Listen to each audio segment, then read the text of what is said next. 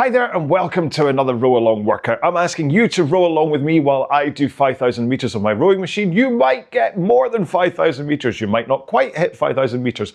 Honestly, it doesn't matter. What really matters is that round about 22 minutes worth of rowing that you're going to get in today. It's going to work your body. You'll have a great day ahead. I guarantee it. Let's not say the guarantee word. So I'm going to do 5,000 meters and I'll then top off another 1,000 meters for a cool down. Hopefully that will give you enough time if you are a little bit slower than me, but don't worry about it. It's about your workout. It's not about how I do stuff. It's about your workout, all right? Caveat, caveat.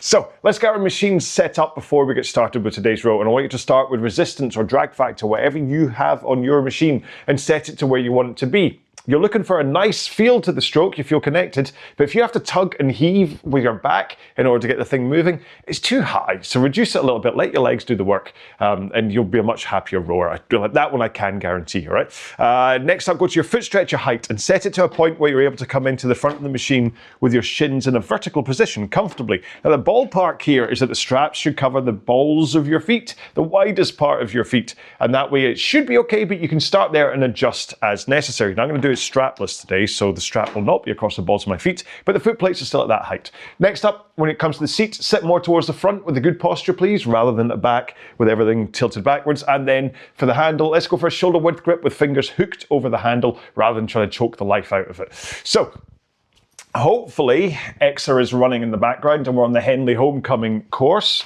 And we can get going. So I'm going to do this at a really nice low intensity, okay? This is a really gentle warm-up, not warm-up, gentle row. It kind of is a warm-up for my day, but it's a gentle row for me. And so you row it however you want, but I'm just going to take it nice and easy, all right?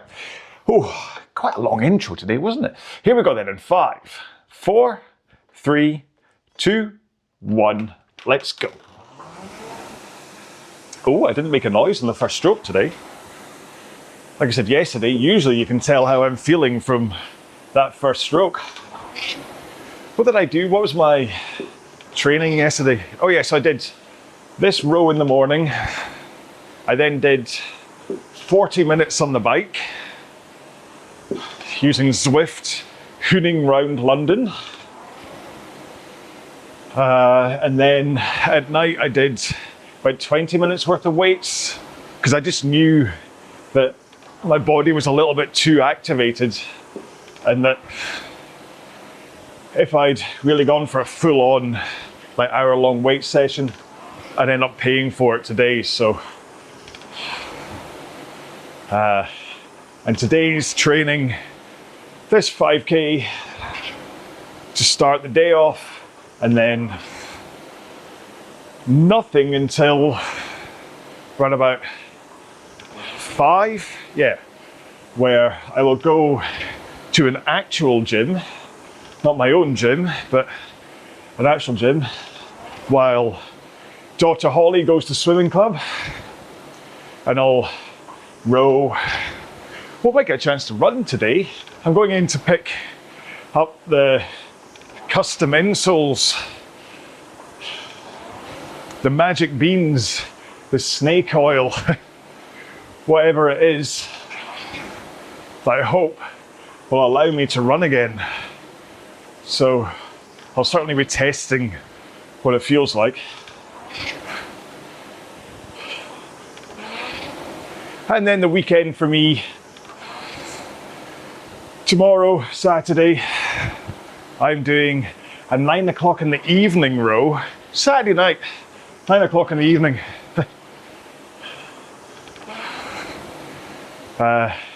On the My Row system, but that's because it's most of the users are on the other side of the world, so it's 4 o'clock Eastern Standard Time, and as being Julie's away for the weekend, I said that I'd do an evening row because what else am I going to do? I'll just be sitting there watching a movie. I might as well do something useful with my time. And then Sunday morning is the EXR group row, the rise and row and row along. So for the people watching on YouTube, the graphics you can see, hopefully, as long as I'm not messing anything up, in the background, that's the EXR app. And every Sunday, I do either a 9 o'clock in the morning or 5 o'clock in the evening GMT community row, which you're welcome to join. You can either do it on the EXR app, download it for a free trial, use code RA26 for a 15% discount if you do sign up. Or if you go to the Row Along Live YouTube channel, not this one, I've got a totally separate channel for live workouts. Then you'll be able to row along with me and listen to my captivating chat on YouTube. It's worth it. I mean, the Sunday mornings, it's a good way, like this, it's a good way to start your Sunday. But I tell you, it's like one of the reasons that I really miss running, and especially doing a park run on a Saturday morning, is it keeps me sensible when it comes to eating and sleeping. I don't know why I suddenly put a pause in the word eating there. Eating. When you know you have to get up early to go run 5K, you have a decent bedtime on a Friday night. So, anyway, so the Sunday morning row is the same.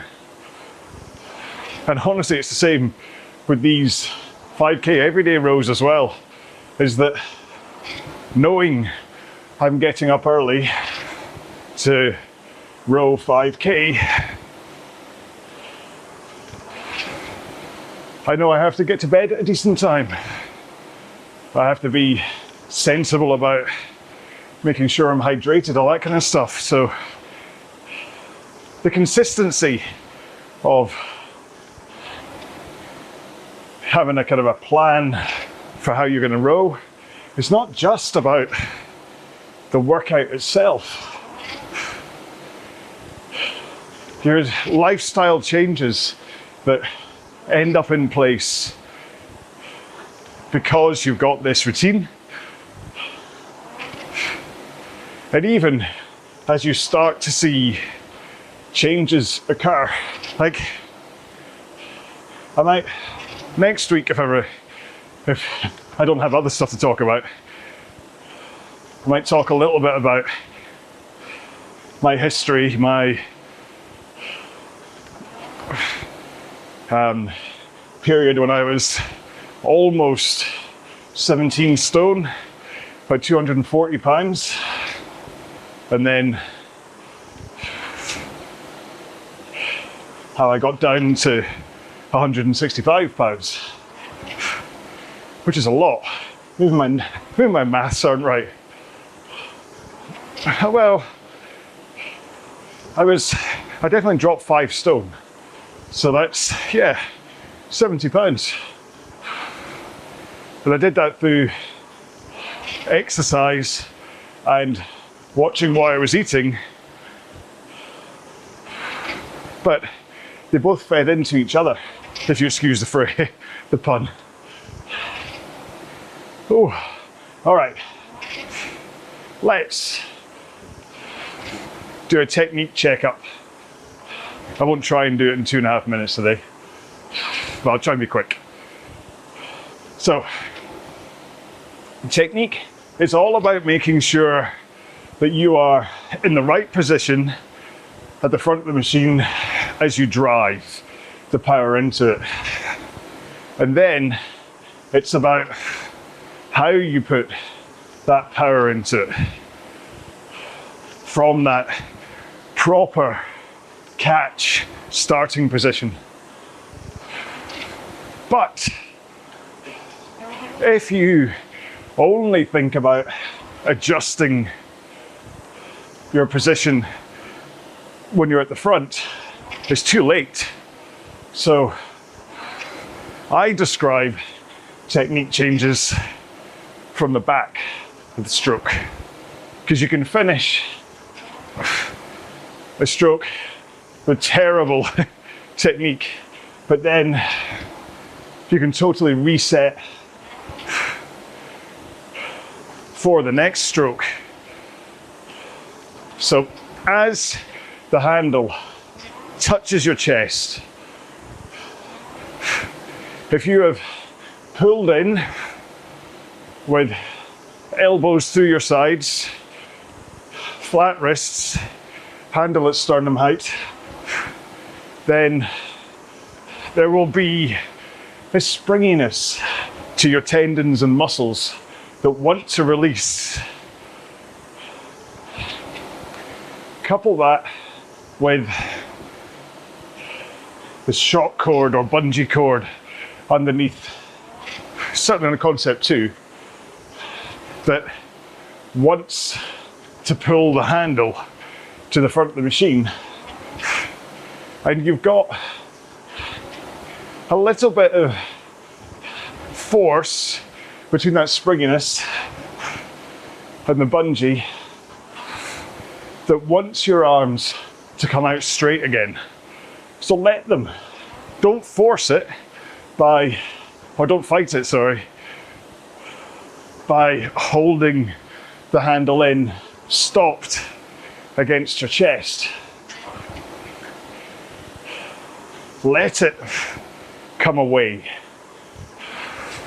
Because not only does that mean you've got more time on your recovery to get to the front of the machine, because you're not, because if you, on 20 strokes a minute, if you drive for 1 second,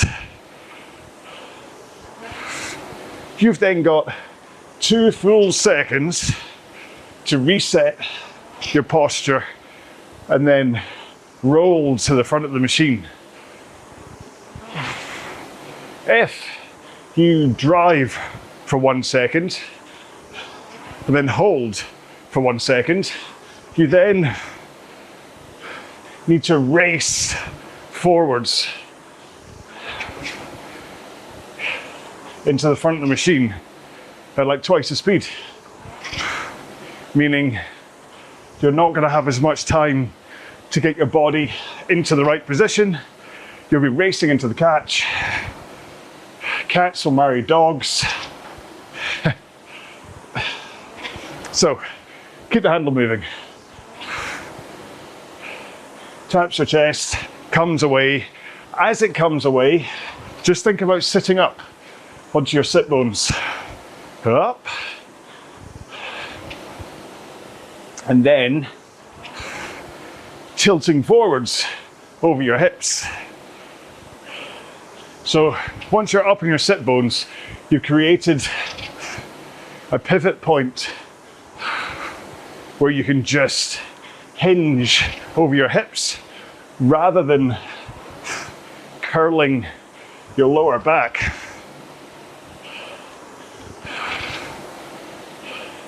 And then, if you get that right, and you're in that forwards tilt, hips tilted forwards, what should happen is that as the handle passes your knees, your face is round about just above your knees, maybe slightly before. But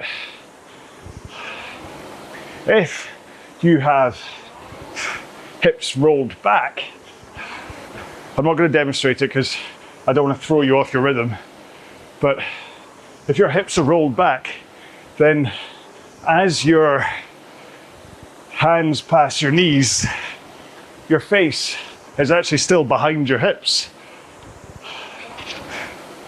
You don't want that. So, arms straight, sit up, tilt forwards. And then that momentum of everything moving forwards is all it takes so that you can just bend your knees to roll to shins vertical. Because, remember, I'm not in the straps. My feet cannot tug on the straps to pull me forwards. So I need the momentum of my upper body moving forwards so that I can bend my knees to roll into the front. There is on the concept too, I mean, it is slight downhill, it was like 5 degrees or something. So that helps as well, but it's all about mass and momentum. Then, right, you get to shins vertical, straight arms, forwards tilt, up on your sit bones.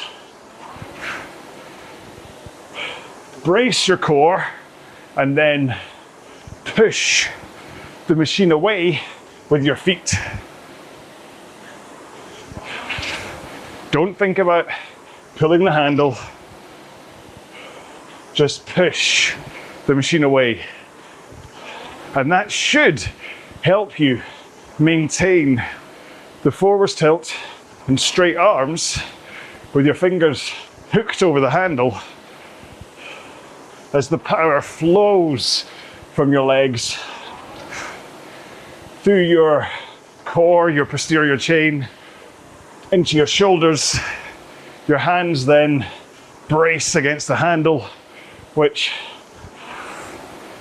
puts the power into the machine. Then, when your leg drive is about halfway done, you swing your upper body from that forwards to backwards tilt. And as you start that tilt, that's when you finally bend your elbows to pull in. Because again, look at me. You will see that the first, like 2/3 of the drive, my arms are straight. It's only the back third when I finally pull the handle in. That's what lets your legs do the work first. And then you top it up with your back and your arms.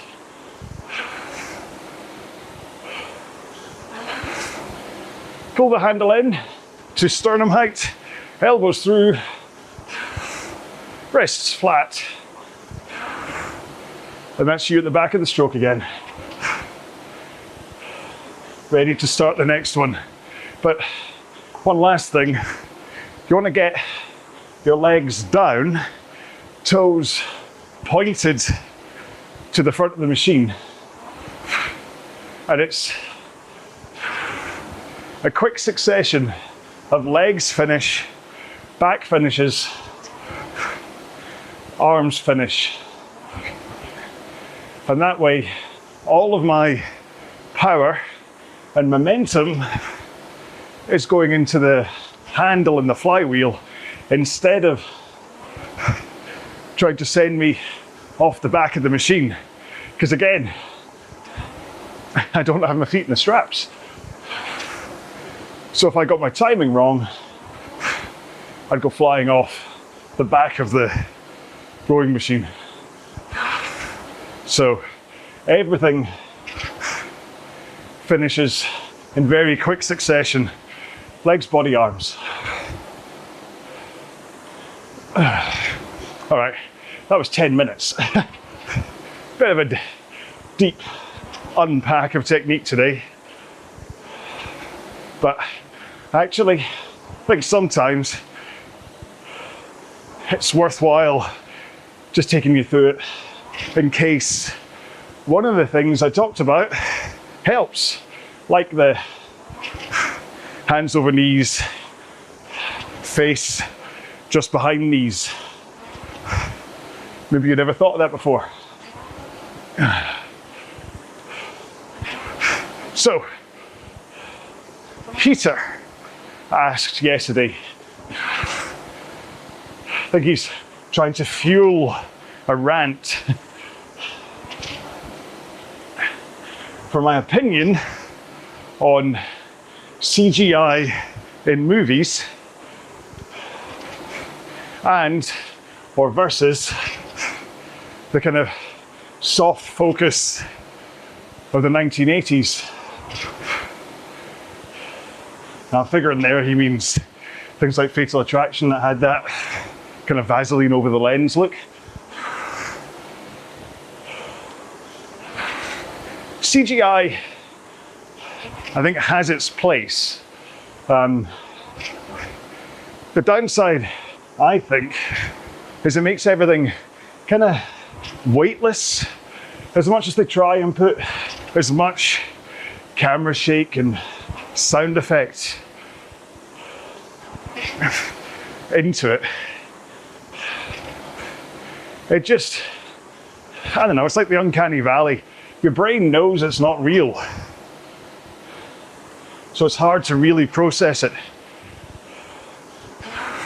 The best thing to do is a mixture of practical and then CGI backgrounds and things. So think of a movie like 1917 that had real explosions going off, but it then had added elements from CGI. Or let's compare The Empire Strikes Back Yoda, puppet Yoda, with, let's say, the Attack of the Clones Yoda, which is totally CGI. The CGI one just didn't connect with in any way, even though it moved a lot more realistically. The mouth was a lot more real for what little Yoda was saying, but it wasn't real. So where the puppet didn't move as it probably should, and the mouth didn't move as it probably should, it was still tangible, it was real. And so that's where, sorry, I just hit my 5K. I didn't have a moment. I missed it coming up. Right, so I will soft row for another kilometre, just in case you haven't finished your 5K. But then you look at, trying to think of, what was I watching the making of? Was it Andor? I was looking at that, and it was like real practical sets with green screen in the background to augment the sets, or maybe it was actually Stranger Things. The recent series of Stranger Things, there was a whole bunch of making of, so I've not watched the documentary yet. I really should.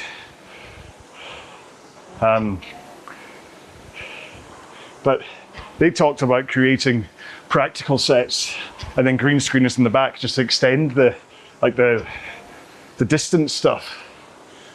And I think that's where CGI in films works well. And I mean, listen, if you want to take this to the nth degree, let's look at the video generation from various AI tools where you type in, even here, like you type in man rows on rowing machine, and it's clearly, some of it can be great if it's not so close that you can spot the errors in it, but usually motion like this, it can't get right. Or even like hair, Although AI has got really good at making people, and even cats and dogs and things, when you look at it enough, you can actually tell from the motion of the hair that it's all AI generated. So I think possibly it has a place, AI generation, but I really think that there's never going to be a point where we as humans will be satisfied by like a movie that's been entirely AI generated. I mean, you could argue that like Toy Story or whatever, that's all computer generated, but it's still controlled by humans who are designing the initial models and then animating it. So that's different to just saying, make me a spaceman and waiting for Mid-Journey or whatever you're using. I don't think Mid-Journey is the creation, that's more of a background stuff.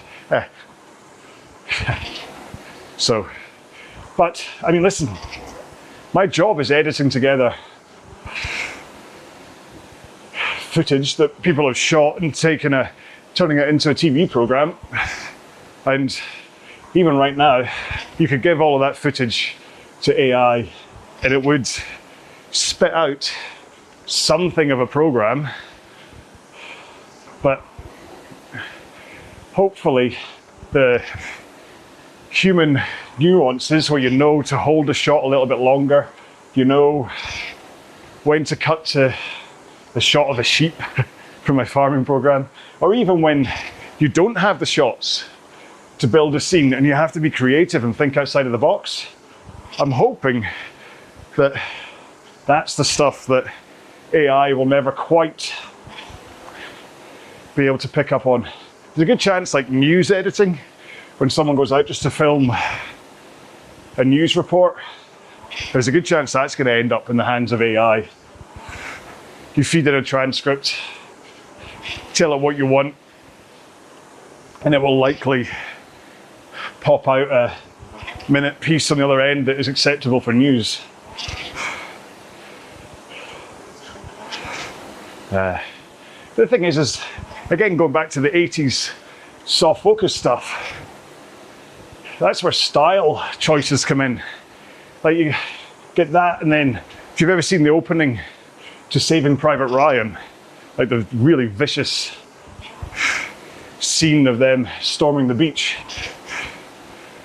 Hang on, am I at 6K? Yeah. You'll see that it's shot quite desaturated but a very high frame rate, so it's kind of almost flickering as they move.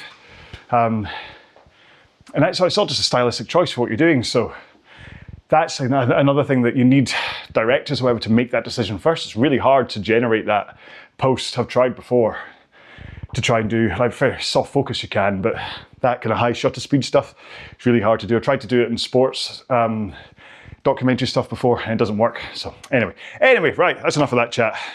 Let's get into our stretching. You might still be rowing, in which case just keep on rowing, listen to my chat, and then maybe stretch afterwards. Either rewind to this bit, or if you've kind of picked up how I do this, you can stretch on your own. Or maybe you have a completely different way to stretch that you prefer, in which case do that. So hamstrings first, legs back on the foot plates, feet inside straps so I can flick my toes back against them. Legs are straight, okay? And then I put my hands in the air and fold my upper body down. Now, due to my incredibly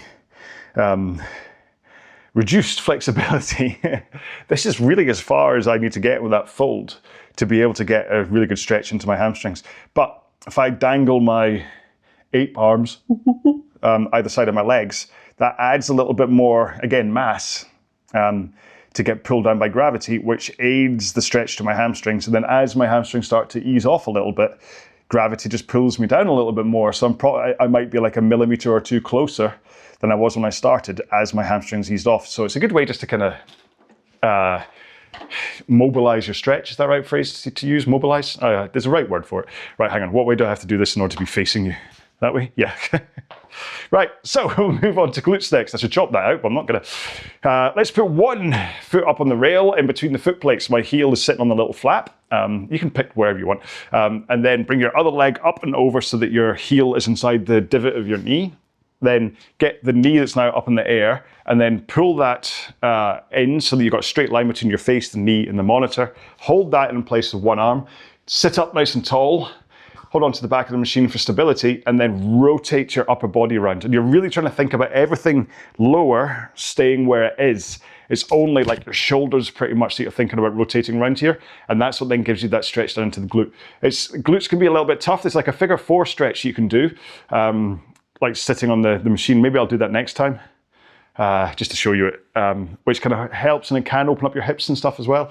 But I sometimes don't quite get the stretch out of it. It's one of the ones that actually most of the trainers on the MyRow platform, when it comes to glutes, that's what they tend to do is the figure 4 one. And I'm really worried that when they see my videos and they see that this is how I stretch my glutes, they're gonna be like, that's not how we do it here. You need to do it our way. Swap legs. No, they're not like that, don't worry. I mean, they're American, but they're not like, you need to do it our way. That'd be awful. I'd hate to work for someone that was like, this is the way we do it. Because the problem is that I have a coaching style. Like everybody else has a different way of explaining things, of doing things. And I think that's part of what makes this, what's the word I'm looking for? Give me a second. World, no. This community, no. What am I looking for? Basically, there's a whole bunch of different coaches, and what makes it special is because you can resonate with the one that you resonate with, okay? So whether that's, I'm gonna go to, quads next, and I'll continue my story. So one hand on the monitor for stability, bring one leg up in front of me so that my knee's up in the air. You can even do this, rest it on the rail if you like. And then grab your ankle, and then pull your heel in so it's touching your backside, and then if you want to let go of the monitor to work those stability muscles, then please do. Yeah, I mean, there's a whole bunch of, like, online-wise, there's a whole bunch of coaches. I won't name the other ones, but there are a whole bunch of ones and we all have slightly different personalities. There's the excitable puppy, there's the me that just kind of talks stuff, there's the really knowledgeable kind of, yeah. There's a whole bunch of us, and hopefully you'll resonate with one, whether that's just, maybe you just like how one of them looks. So let's change legs.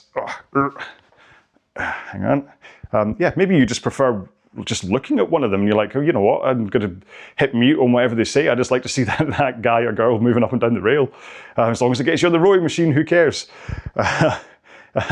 And then of course there's like live coaches. There's people that you can actually go to see. I mean, I'll fly the flag happily for Sam Blythe from Fitness Matters. If ever you're looking for a proper coach, then get in touch with him. I've tried to reconcile my thoughts when somebody asked me about, I'm gonna sit down and we'll do forearms next. Okay, so hands in front of you. Don't worry, I'm going to continue that story. I haven't stopped. Hands in front of you. Push them together, bring them down in front of you, and as you come down, you should get a good stretch into your wrists and forearms. My thumbs are around about sternum height here, and I'm getting a good old stretch. Yeah, online coaching. When it like, if you have a camera in front of you on a rowing machine, and I'm standing watching you row, and I'm trying to like properly coach you from a like, here's a 30-minute session for you to row and I'm going to coach you while you do it. I'm not too sure how well that works. I think like, I'll do things where like I'll do technique reviews for free where people send me a video and I'll then kind of send back something saying what I think. And I'll do live sessions with people where I'll do an hour chat with them and they'll row and I'll talk about like what they need to do from a technique point of view. But even that's a little bit tough. I think sometimes you need to be sitting next to someone and actually kind of like saying, no, this is what to do. So the online coaching, I'm not, or I mean, there's a reason I don't do it, to be honest. Anyway, shoulders, hands straight out in front of you, bring it across your body so you've got 45-degree angle, use your other arm to help it across your body. And that should give you a good stretch into your shoulders. Keep the shoulder out of your ear though, all right? Keep it nice and kind of relaxed and down. Yeah, so like online coaching, I've never really gone down that trying to sell, hey, I'll coach you for an hour and things, because I'm just not too sure how well it comes across. Like me watching you row for half an hour, don't know whether, well, I was like, yeah, keep going, like, oh, but then from a technique point of view, once you're in the row, it gets tough Because what I want to be able to do, and like in these sessions I do, like the 1 hour when I'm doing a technique chat, is I'll say things like, stop there. Right, now analyze what's going on with your body, blah, blah, blah. And it helps people. Whereas if in the middle of a half-hour row, swap arms, then you don't want to stop them because they're doing like a session. So I think it's much better to be in person with somebody standing next to you who can clip you around the back of the head and go, look, do what I'm telling you to do. Anyway, does that count as today's rant? Don't know. But anyway, so yeah, if you're looking for an in-person coach, Sam was the only in-person coach I've ever had was Sam, and he helped me, yeah. I mean, he was coaching me when I got my 637 2K and when I was winning all the golds and that kind of stuff. So he obviously did some good. And I left because I set up row along, and basically he kind of said, listen, man, you can't be doing that, like the team-wise, you can't be doing the row-along team thing while being part of Fitness Matters. And that kind of, even though I didn't need to stop having him as a coach at the same time, I think it made sense that I kind of split ways with him, which is a real shame because it means it's been years since I've had a decent conversation with him. And one of the reasons that I want to do the British Champs this year is to get back to seeing all the guys that I haven't seen since, I mean, last time I did a proper race, like in-person race was 2018, 19? 2019, I think it was the Scottish. Yeah, so it would probably be in Wales. 2019, I think, was the last time I did a proper in-person race. So I've not seen these guys for, this will be like 7 years. Anyway, we're done. Are you done? Oh, it's been a tough week, hasn't it? Between Wednesday's mess up with me not running the camera and, and Holly's headache on, was it Wednesday as well? Yeah, she ended up with sore head, so I didn't go to Castles to film, but I filmed on Thursday and then I got a wee bit, Tuesday I didn't do, I'll shut. You don't care about that. I mean, I'm falling into that trap of talking about me all the time. You don't care. Or maybe you do, but you don't need the summary of my week. So next week, so I've said what the weekend's plans are for, I'll do the My Row tomorrow, and then I'm doing the EXR row on Sunday. I'm also, I'm going to post, this is really quick, 20-second bit, I'm going to post a video with the rowing app I've been making. I been working on an app that's basically like a PM5 control thing, so it's not like EXR or anything. But I'm going to post a video about it on my Facebook group, showing it off with a view to getting feedback from people to let me know what people would like feature-wise to try and improve it before I actually kind of properly set it up for testing and launch. So if you aren't part of, would I stick up on YouTube? Let me know if you want to put it on YouTube. I'm not too sure whether that's the right place for it. But yeah, if you want to see it, then go to the Row Along Facebook group and you'll see it there. And of course, keep an eye out on YouTube for all the other videos, the short videos and all that kind of stuff I make, or they're like the hundreds. I think I've got over 1,000 videos up here now. Some of them are technique ones, but I think 700-ish are workout videos. So even on days where I do mess up and I don't upload a video, there is something here for you to do, and trust me. So, all right, I'm gonna go. Thank you so much for joining me all week. Again, apologies for the missing one on Wednesday. I will see you on Monday if you're not joining in on either the My Row one or the EXR one. If you do, I'll see you then. But otherwise, I will see you on Monday. Until then, make sure, have something to eat, something to drink, tell someone you love them, and have a fantastic weekend. Row well, be well. Bye-bye.